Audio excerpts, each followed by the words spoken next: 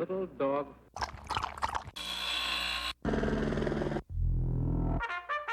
Two.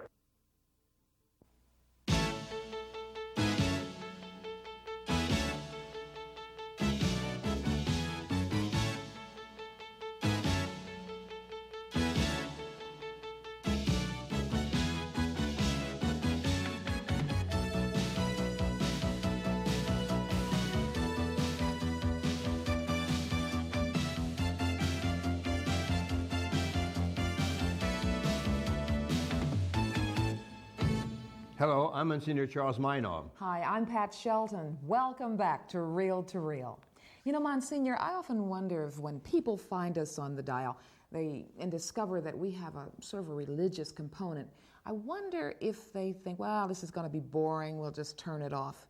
I will say this, they better not touch that dial right now because we have some wonderful things to talk to you about. Because religion is not stuffy. Religion is a whole living experience, Pat. Yes. And you know, it's important that we understand religion as a warm human experience that all of us have. For instance, we have something very special to talk to you tonight about in pain. Now, Father Bob Curtis has said many things to us, but this one I think you'll truly enjoy, his attitude toward pain. Listen to it. And my special guest is Father Francis Browne, pastor of St. Peter the Apostle at 5th and Girard in Philadelphia. And it's also the home of a national shrine, the Shrine of St. John Neumann. And Pat, St. John Neumann brings back such a wonderful memory for me. I feel almost full circle tonight. I haven't had the privilege of television of doing some of the beatification processes and later on the sanctification, and now to know the renewal of the shrine. It's such a beautiful thing. It's called brick and mortar. Well, we have a lot more to say to you about sanctity than that. For you see, sanctity is a living experience. Standing at the corner of 5th Street and Girard Avenue in Philadelphia, Pennsylvania, is St. Peter the Apostle Church. Founded in 1842, it was established for the growing number of German-speaking immigrants settling in the area. Although this church has seen much change in the 148 years since its institution, one element remains consistent: the special significance which St. Peter's has with a humble and devout man who walked its aisles more than a century ago.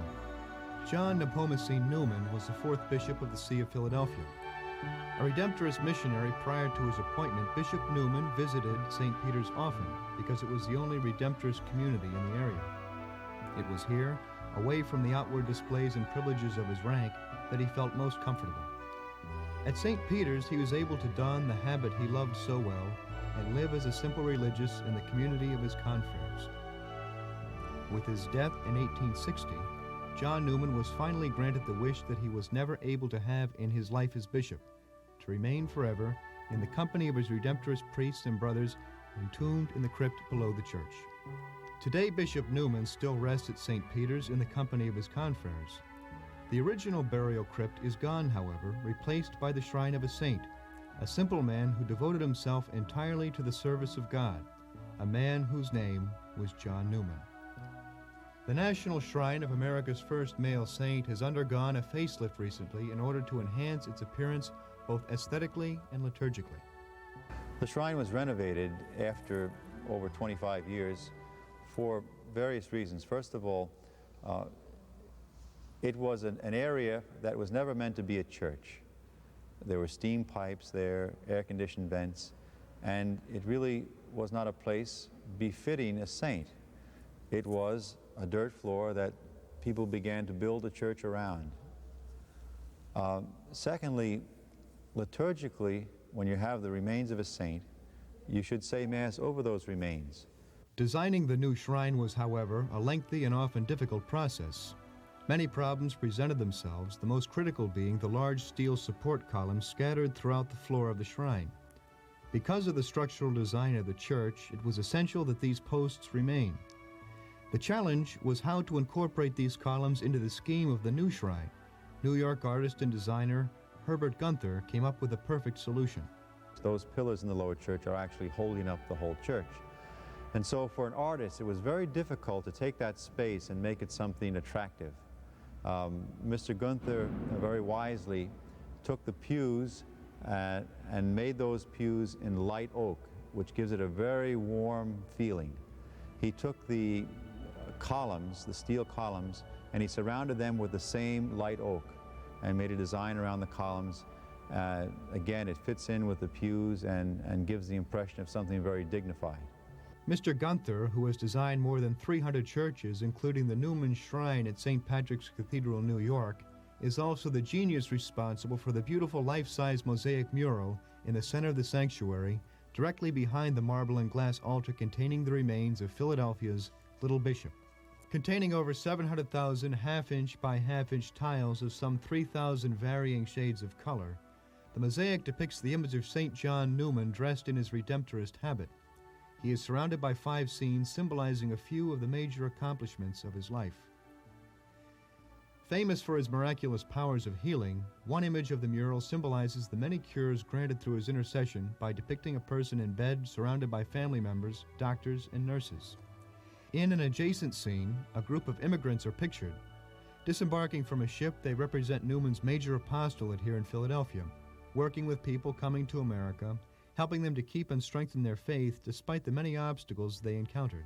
On the top of the mosaic, in the upper left-hand corner, the symbol of the Eucharist in a monstrance is displayed. St. John Newman held a great devotion to the Eucharist and as a result established and instituted a diocesan-wide schedule for 40 hours. Beside this, the symbol representing Newman's desire to provide new churches in his diocese is depicted by the image of the Cathedral of Saints Peter and Paul. His dedication to this duty proved fruitful, for he is credited with helping to establish 80 new churches during his short 8-year term as Bishop of Philadelphia.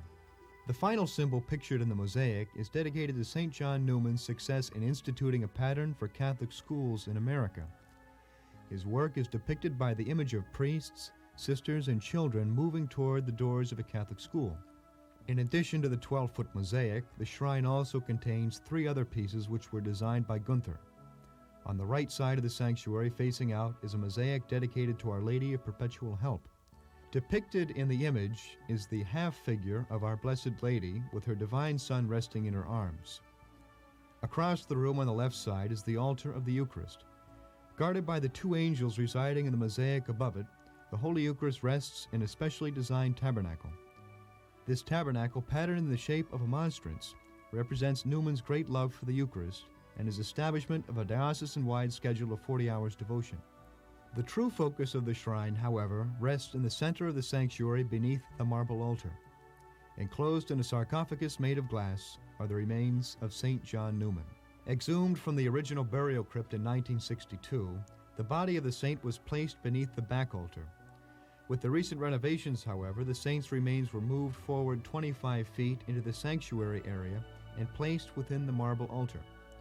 This action not only made the remains more accessible to the faithful, but also permitted Mass to be celebrated over the body. Before being placed within the new altar, St. John Newman's remains were removed from the sarcophagus and examined. The skeleton, not in need of any additional preservation, was redressed in custom-made vestments with a new pectoral cross and episcopal ring. Through the donated work of the Dodge Chemical Company of Massachusetts, the death mask, which rests over the skull, was completely refurbished. The mask was painted and human hair applied to form the eyelashes, eyebrows, and hairline, giving the mask a natural appearance. When the work was completed, St. John Newman was again laid to rest on a bed of green velvet. Although not readily visible, the original altar still remains within the shrine. Located behind the wall containing the 12-foot mosaic, the altar now houses a collection of 300 relics which were the personal possession of Bishop Newman. The original burial stone has also been retained, positioned in front of the mosaic wall on the floor of the sanctuary, marking the initial resting place of Philadelphia's 4th bishop. Although the physical alterations, which took 6 months to complete, have added a more devotional atmosphere to the shrine, they are not the primary reason behind the 30,000 pilgrimages made to the shrine each year. I think the most important thing here is not the renovation, is not the brick and mortar, it's the fact that we have a great saint here who, as people get to know him, will realize what a great saint he really is. It's good to be back at the shrine again, and if you've never been there, be sure to go, but be sure to watch next week. Part 2 of The Shrine will come to you again. Yes, he deserves at least 2 programs because he was truly a saint. We'll learn some more about this saintly man right after these messages.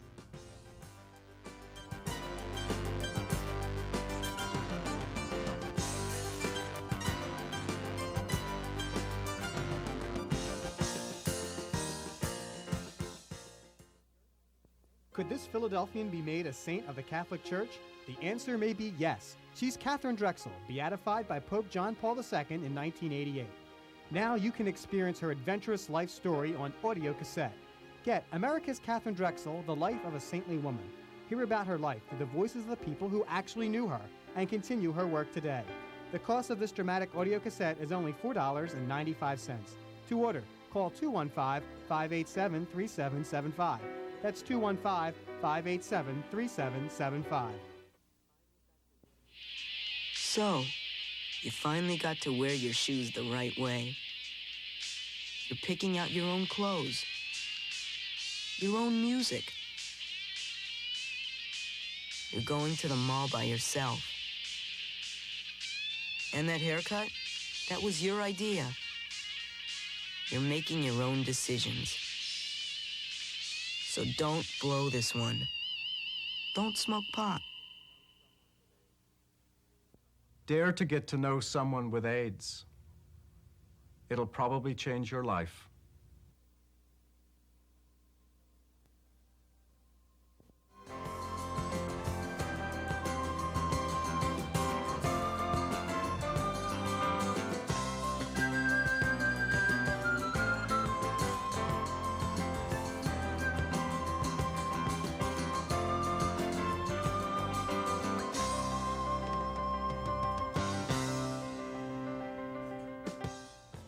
He was Philadelphia's fourth bishop. He established 8 churches in the short time that he was bishop here. He started the Philadelphia public school system.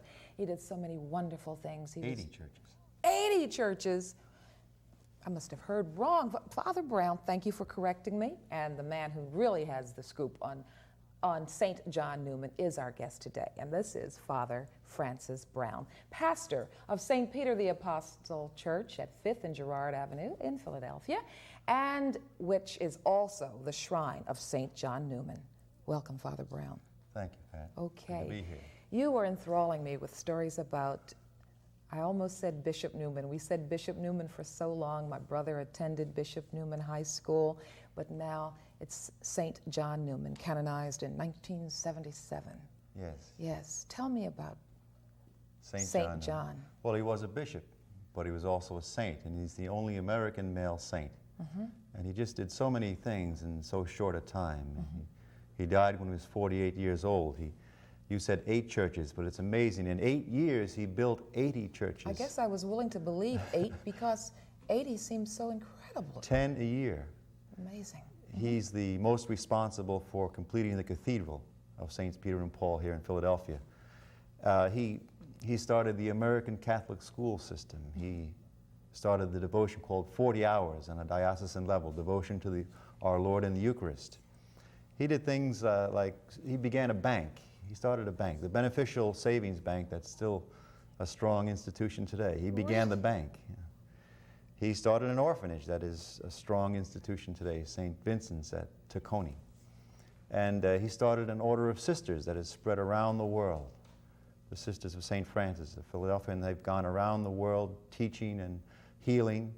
I could go on and on. This man, what he did in 48 years. Truly amazing. And he was an immigrant. He spoke with broken English. He still accomplished this. And his church was St. Peter the Apostle? Is that where he? No, he was the bishop of the diocese. And so he was living down at Logan Square, a little house, as they were building the cathedral. I was wondering what was the connection about his being enshrined at 5th and Girard? Well, he was a Redemptorist priest before he became bishop. We're a missionary order. And when he came to Philadelphia and was made bishop, there was one Redemptorist community there at St. Peter the Apostle.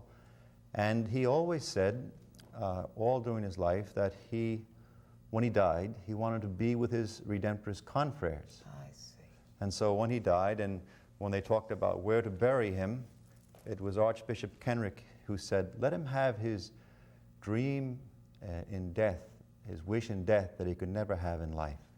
And that's why he was buried at St. Peter's. And then what happened? What amazing things started to happen? Well, then things began to happen. Yeah. He was buried in a dirt floor in the bottom of the church. It was a burial ground for other Redemptorists, priests and brothers. There were 7 other Redemptorists buried there. But from the very day he was buried there, people began to come and kneel at his tomb and ask for his intercession with God, recognizing that he was a holy man. And it has never ceased. Every day since, people have come there to that place, knelt there, and prayed to St. John Newman for his intercession with God. And that's how the devotion began. And you told me that they literally had to build the church up around his grave. That's right. And now I understand that it's been renovated. The shrine has been renovated, and it has. You tell us of the new features. Well, I came there 6 years ago as pastor, and I looked at the shrine, and I saw steam pipes, and I saw an old air conditioning vent, and I saw benches that were in great need of repair, and I said, this is the only American male saint. It should be a place that's fitting his dignity as a saint. Something should be done. And so that's why we began the renovation. That's one of the reasons. The other reason was when you have the remains of a saint, you're supposed to say Mass over the remains of a saint, just as they did in the catacombs, for instance. But his remains were up against the wall in the old altar, so if you were going to say Mass there over his remains, you had to do it with your back to the people. So liturgically, we had to do something to move him up and make an altar. And then the other reason is that there were many sick and elderly people who wanted to come and wanted to go up to the body of the saint and pray, but it was very inaccessible, especially to the handicapped. And so we had to do something. And so now you have ramps, it's easily accessible for the handicapped. That's right. And it's easier to see. Yes. The crypt shrine, and people are coming there on a daily basis. The shrine is open each day from, what, 7? From 7 in the morning till 7 at night. Where people can come and pray and learn about St. John Newman. Yes. And there are many artifacts of his. And there is a museum there with many artifacts of his, yes. Okay, that's wonderful. Father, I didn't ask you this before, but are all the renovations paid for, and could you use a few contributions, if not? No. Everything, we're finishing actually the outside now. We have a parking lot. We've knocked down an old building and we have parking, and we should be ready to go in about 2 weeks. Okay. And a new entrance. And the total renovation, we still lack about $300,000. The whole renovation with the parking outside and so forth came to about $1 million. All right.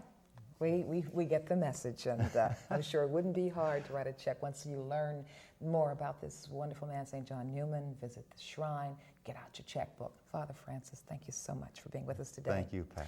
Father, as you well know, the human psyche needs forgiveness, and we need to forgive. In the next segment, our relationships segment, Father Martin Padovani discusses forgiveness. Hello, everyone. I'm Father Martin Padovani. One of the most significant teachings of Jesus is the reality of God's forgiveness. God is always forgiving. This is a fact, a reality. Sometimes we don't fully understand this teaching, and therefore we don't experience the peace and the satisfaction that forgiveness can bring us. Therefore, we need to turn to psychology sometimes to better understand. Forgiveness is one of these concepts.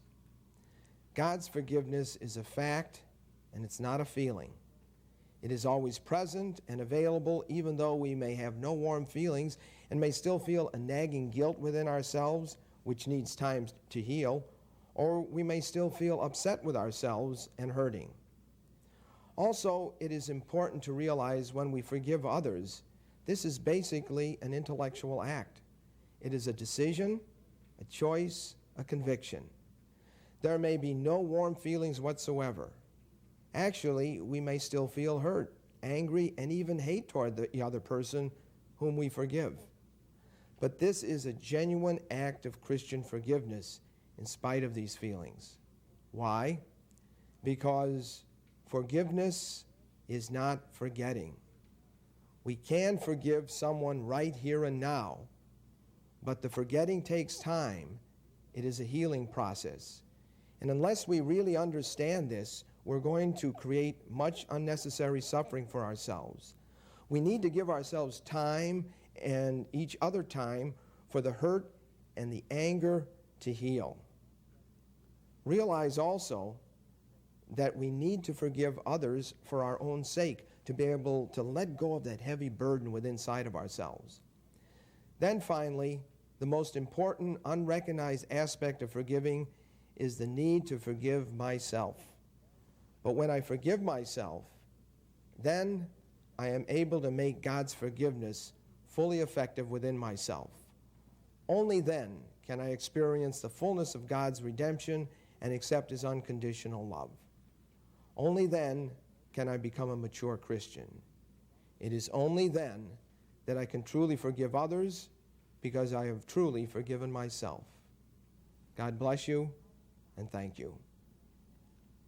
How many times have you and I asked for God's forgiveness? The fact of God's forgiveness is truly a wonderful thing.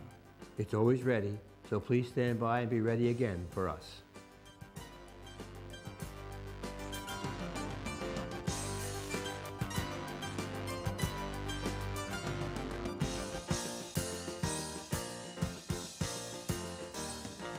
Whatever your pain is, you're not alone with it. You're not the first person to have it, and you're not alone with it even now. And you too will overcome. I'd like to tell you about a program unique to the Diocese of Trenton. The Maternity and Adoption Services of Catholic Charities has established a medical fund which provides counseling, medical services, food, clothing, and shelter for women facing an unplanned pregnancy. By offering these services, they can support the doctrine of our faith and allow women to make the positive choice of life for their unborn children. But they can't do it without your help. Please call 609-394-5181 and pledge your donation to save a life. Could this Philadelphian be made a saint of the Catholic Church? The answer may be yes. She's Catherine Drexel, beatified by Pope John Paul II in 1988. Now you can experience her adventurous life story on audio cassette. Get America's Catherine Drexel, The Life of a Saintly Woman. Hear about her life through the voices of the people who actually knew her and continue her work today. The cost of this dramatic audio cassette is only $4.95. To order, call 215-587-3775. That's 215-587-3775. We welcome your comments and suggestions and encourage you to write us at Reel to Reel, 222 North 17th Street, room 907, Philadelphia 19103, or call us during regular business hours at 215-668-9842. Father Padavani tells us about forgiveness. Father Bob Curtis has a very interesting subject for us tonight. To listen to people and try to understand them is one thing, but to get to understand one's mind is not at all the same thing as understanding his pain. When I study the Gospels, what I try to do is enter right into them, become part of them, sort of like a witness. You have to use your imagination a little bit, but it's not so hard. And that leads me to all kinds of interesting experiences that are not written about in the Gospel. For example, let's say that you go with me, and here we are, all of us gathering for the great Sermon on the Mount. We're in a festive mood because there's a big, colorful crowd, and Jesus is this celebrity we've heard about, and he's about to speak to us. Now, we're a little bit like the crowd gathered for Lincoln's address at Gettysburg. We don't know that we're about to hear history. We're just part of this wonderful, swelling, moving crowd. But what about the man speaking to us? How did Jesus feel that day, the day of the Sermon on the Mount? What if he had a blazing headache? There were no aspirins in those days. What if Jesus just had a really bad cold? There were no antibiotics. What if he had heartburn? Little thing like heartburn can ruin your day. There were no antacids in those days. What if he had a toothache or an earache? I've had both of those very recently. It doesn't feel very good. If Jesus shared the human condition completely, and he did, then he shared those things too. And what in the world could he do? There was no medicine to speak of. There were no doctors to speak of. I mean, Jesus might have had gallstones or kidney stones, anything at all. We just don't know. Those things are not written about in the gospel. When you read about Jesus in the gospel, it's a full-blown person totally well all the time, but we know that isn't true. What we do know is that he experienced pain in the same way that we do. We also know there was nothing he could do about it. You and I are a lot more fortunate. We have the gift of modern medicine. Jesus did not. Listen, here are some of the diseases common to the people of Jesus' day: malaria, typhoid, fever, dysentery, ringworm, boils, tuberculosis, pneumonia, smallpox, bubonic plague, scurvy, polio, palsy, and the afflictions, all the same afflictions of the eye, ear, nose, and throat that we have. Now look, I really don't like physical pain. I may be a sissy when it comes to that, but I admire people greatly who I know who live with pain constantly. I admire them very much. I don't think I have that gift, but although it does seem that God sends the necessary grace to overcome everything. But the point here is that there were no painkillers available in Jesus' day, and when you think of all the pain he surely had to go through, it adds new meaning to the statement of his when he says, I have overcome the world and everything that it's thrown at me. I have overcome the world.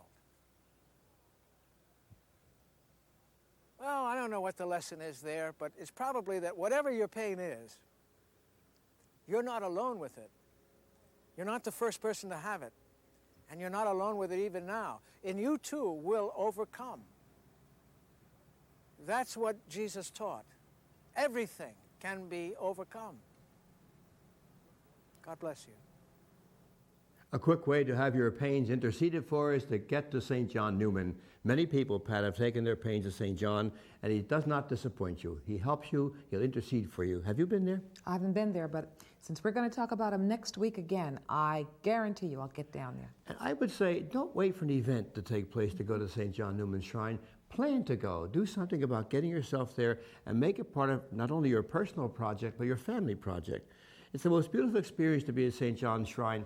You see good people praying, and you become at one with them. You become very attached to the people who are there.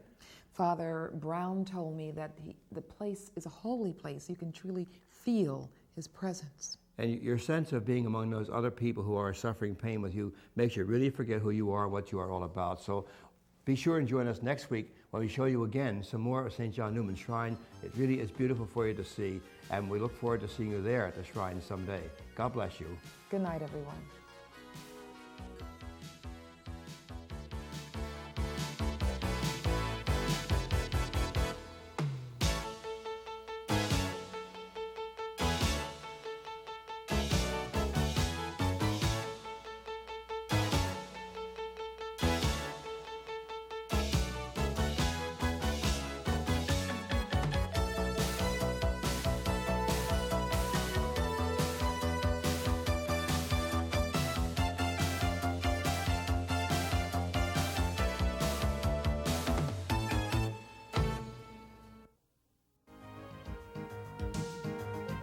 Travel arrangements for Reel to Reel by Atkinson and Mullen, Newtown Square, PA, 215-359-5980.